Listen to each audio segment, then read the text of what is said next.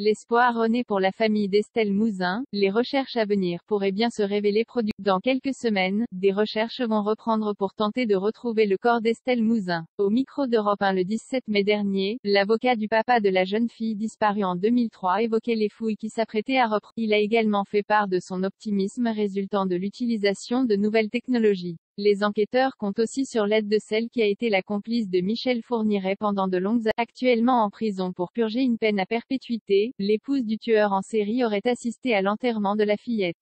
Voici tout ce que nous savons au sujet des dernières avancées de l'enquête, de nouvelles recherches organisées pour retrouver Estelle Mouzin. Cette année 2003 avait été marquée par la disparition d'Estelle Mouzin. Âgée de 9 ans, la jeune fille résidait à Guermantes, en Seine-et-Marne. Il a fallu attendre plusieurs années et de longues heures d'enquête pour relier cette disparition à Michel Fourniret. C'est en 2018 que le rapprochement avec le tueur en série a été fait.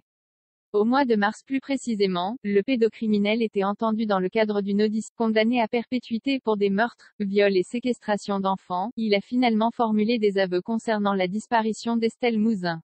À ce sujet, l'avocat du père de la petite victime a fait des révélations sur Europe 1.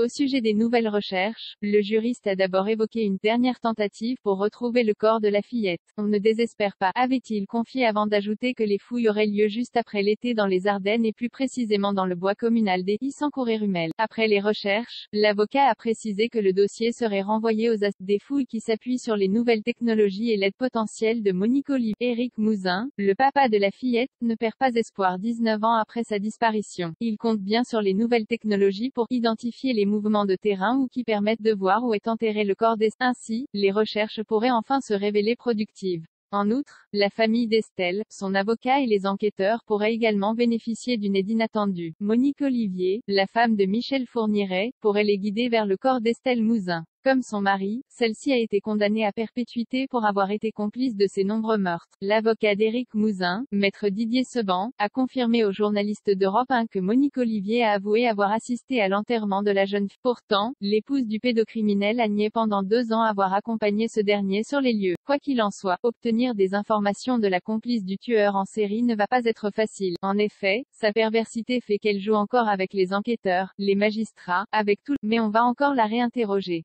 A déclaré maître Didier Seban, la famille d'Estelle Mouzin garde espoir. Éric Mouzin, le père de la jeune fille disparue, se montre optimiste concernant les recherches à venir. Au journal du dimanche, il déclarait, pour la première fois, l'enquête est structurée, avant d'ajouter qu'il avait constaté de réelles avancées. Mais celui qui vit cette terrible épreuve depuis près de 20 ans a également évoqué la manière dont lui et sa famille supportent cette situation. Face à l'horreur, je tiens, c'est tout. Dans cette affaire on est passé par un certain nombre d'étapes particulièrement éprouvantes. Pour moi, pour ma famille, il faut continuer à vivre, vraiment. Après la disparition de sa fille, Éric Mouzin n'a pas eu d'autres enfants.